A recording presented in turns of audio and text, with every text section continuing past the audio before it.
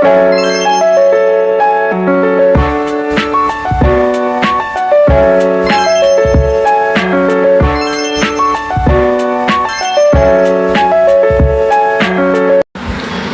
morning guys! Happy Tuesday! Namahinga ako sa akin pag-video. So, good morning! Samahan nyo akong samahan nyo akong magtimpla ng tsa ako. Yan kayo. Ito ang aking iniinom. Lipton na tsa. Tapos,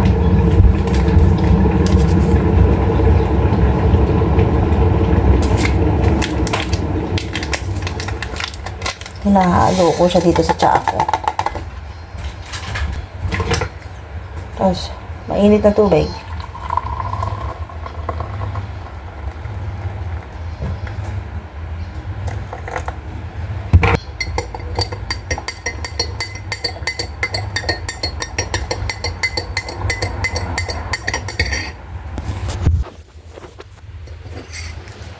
So, ito lang ang aking breakfast for today. Ang dami kong hinugasan, pero tinapos ko na. Nakapaglinis na rin ako ng toilet, nakapagsalang na ako ng labahin, nakapagligpit na rin ako ng kama. Napakita ko sa inyo yung binili namin sa Dollar Shop at saka sa Kmart na miniature Christmas decoration. Kasi first time ko magki-Christmas dito sa Australia. Hindi na kami bumili nung talagang ordinary yung pangkaraniwan na Christmas tree. Miniature lang siya. Papakita ko sa inyo. Wait lang. So, taran! Yan yung nabili namin sa Kmart. Ito. Tapos ito sa Dollar Shop. May ilaw yan eh. Pakita ko sa inyo. May ilaw siya. Taran! Santa's stop here. Tapos ito, cute to. Yan, cute yan. Truck na may gift sa taas. Ito rin, miniature. Paiilawin natin. See? Tadaan! Yan. Yan lang yung aming miniature na Christmas decoration. Tapos, bumili kami na to. Sinasabit sa railings ng kurtina. Tapos bibili pa kami ng Santa Claus na isasabit namin dito. Santa Claus na may parachute. Sasabit namin siya dyan. Nakalutang. So, yan yung aming miniature na Christmas decor. Ang cute, diba? Miniature lang kasi wala naman kami mong bata eh. Kami lang naman dalawa ni Baba. So, yan lang. Tapos pala, papakita ko sa inyo yung mahilig kasi kung maglipat-lipat ng gamit sa kwarto. Mag-iba-iba ng posisyon. So, inayos namin yung kwarto para ma-maximize yung space. Wala naman kami nadagdag na gamit. Meron lang isa para sa akin. Pero papakita ko na sa inyo. In 1, 2, 3. Tada! Ayan. Yan. Tutur ko kayo sa aming kwarto. Hindi naman siya tour. Papakita ko lang kung paano yung pinaglipat-lipat namin na posisyon para ma-maximize yung space. So, pagpasok mo ng kwarto, eto, dito namin nilagay yung bed. The original kasi, nung wala pa ako dito, andito siya sa gitna. Yan yung pinaka-headboard, diba? Andito yung kama. Tapos, nung dumating na ako dito, nilipat ibaba yung headboard dyan. Tapos, eto lang namin ito sa marketplace. Dito namin siya nilagay sa paanan ng kama. Which is yung nagiging routine namin, payo lang siyang pag ganon. So now, anyway, so ayan na nga, dito namin nilagay yung kama para ma-maximize yung space from here. And then, yung TV, dyan namin siya nilagay. Tapos yung isa pang side table, which is originally, dapat tigis kami side table. So, si Baba dito siya. Kahit hirap na hirap siyang bumaba pag iihi. Kasi dito ako nakapwesto. Kailangan ko yung side table at saka yung mga socket. Kasi lagi ako naka-video call sa Pilipinas. So, ayan na siya. Ito, binili namin tong cactus sa Dollar Shop. Kasi merong something sa amin sa cactus. May meaning sa amin yan ni Baba. Tapos, eto na yung aking dresser. Diba? Buksan natin yung ilaw. Ay. Hello! Yan ang aking dresser. Diba? Makikita ko na yung suot ko. Hindi katulad nung nasa paanan siya lagi ng kama. Hindi ko makita yung suot ko. So, ayan. Hi. Kita ko na. Tapos, ito. Yung aking chair. Hindi siya katulad ng favorite color ko. Pink siya kasi wala akong choice. Nabili ko lang yan sa marketplace ng $20. So, yan. May gulong. Iikot-ikot siya kasi yan ang gusto ko. So, ayan siya. Yan yung aking setup. Upo tayo. Yan yung aking setup. Diba? Ang ganda lang tingnan, diba? Na-maximize yung space ng kwarto. Tapos, nag-ayos na rin ako ng drawer. Hindi ko na papakita sa inyo yung iba kasi mga damit at andis ko yan. Pero ito. Diba? Yung mga aking extra phone clip, tsaka yung mga cloth ng hair. Ako kung nakikita nyo, pero yan. Yan siya. Inorganize ko na siya. Pati ito. Inorganize ko. Ito yung sunscreen. Sabi nila maganda to kasi ito nga sa Australia sobrang init. Tapos mahilig kami pumunta ng dagat. Sa face. Tapos ito, tinted daily moisturizer siya na may 50 SPF+. Yan yung aking ginagamit sa face pag-aalis or for everyday. So, yun lang. Pinakita ko lang sa inyo yung update kasi matagal akong hindi nakapag-video, di ba? Para last video ko last week pa. Tapos, nag-i-spend ako ng time with Baba. So, yan, di ba? Ang laking tingnan. Maayos tingnan. Tapos, eto, TV. Yan. Yan. Ayan siya. So, yun lang. Iinumin ko na yung aking tsaa at ako ay manonood na doon sa sala at i-message ko na si Baba. Update lang ako. Hindi ako maglo-long video kasi maboboring kayo, walang ganap. Kahapon nagpunta kami ng beach. In-enjoy ko talaga yon. Hindi ako nag-video.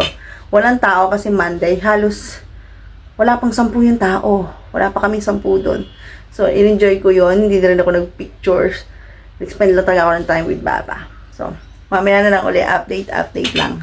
Hi guys! Share ko sa inyo yung aking kinaadikan ngayon na instant food. So, ganito itsura niya sa loob. Kanin siya. Ito na ang kanyang itsura. Ayan. Ito ang aking favorite na snack ngayon or lunch. Kahit lunch or breakfast, pwede nyo siya kainin. So, sarap na sarap ako dito. Pangalawang cup ko na to kasi nung una tinry ko lang. Pero ngayon nagustuhan ko na siya. So, eto siya. Try nyo din siya. Hindi ko alam kung anong brand to. Nakalagay Continental Classic. Pero sa Kohl's lang siya nabibili. Parang $4 or $3. I think $4 siya. Pero masarap. Marami kang pagpipilian to. Pero ito yung gustong gusto namin ni Baba.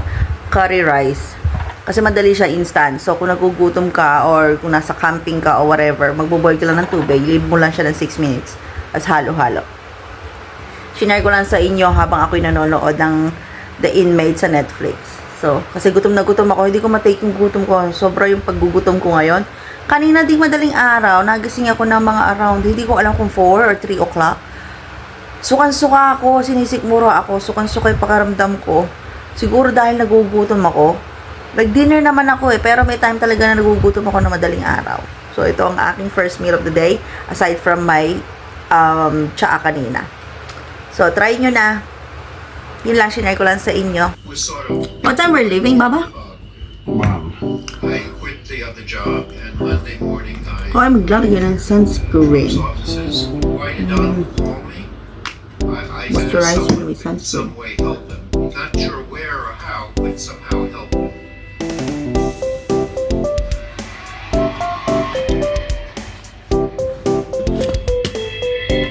One more. 14% of the registered voters in America said they wouldn't vote for a candidate. Very watery. Ang aking What does that mean? That means 86% of the American tinted moisturizer people don't think it's relevant. na my sunscreen. Or look at whether a person looking at all the facts. Blush. I'm sitting here because I love him and I respect him and I honor what he's been through and what we've been through together.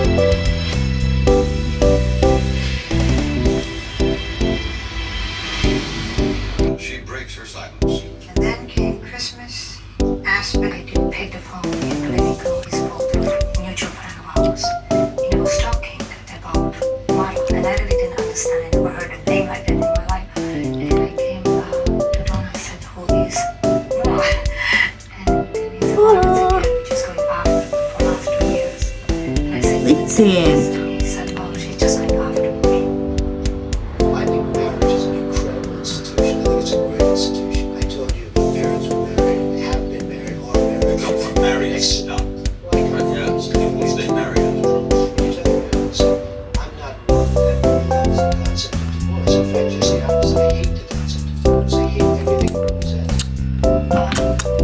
It really was my decision. I tried for 2 months, until February. I tried to live with the idea that I can change it, that I can lie to.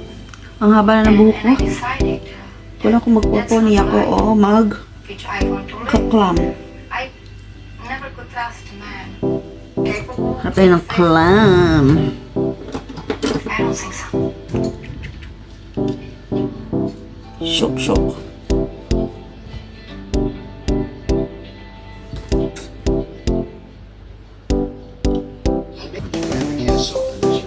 Ilay na ito. Let's go in.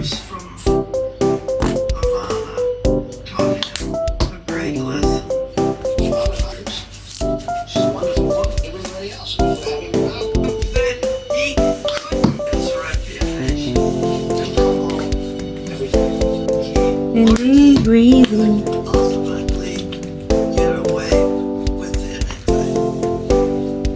Donald Trump is running short of cash. Finish. To the other lawyers were all over the place. Accountants doing all kinds of analyses and projections. Finish. Everybody Ang tamba? petrified. Pretty They colour. thought the ship would go under. Is this mine? Oh, there's two there. One says strawberry, one says blueberry. Yeah. I don't know if I feel like to wear Nobody else could do this. Do you think you come out okay with that? earrings. You really think you're real good? Donald knew how to Art. use the system. Banks had no choice but to stick with him. I'll tell you what, Bernie, come out and see me when you and I talking and we'll see stage. Does that sound all right? Has Donald dumped Marla for Carla? No. Those have been followed. We're ready to go. Short, comfy. It is very hot. It is very hot. I'm gonna wear my sandals because it's hot. Yee. Super cute. Cute lang. Then shorts and shirt. Cause I'm mainit.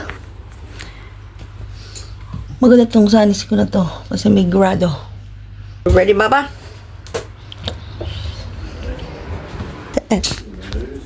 No, I did not. Don't you worry. It's really hot today. Napakainit sa labas. Buti nakalaban na ako.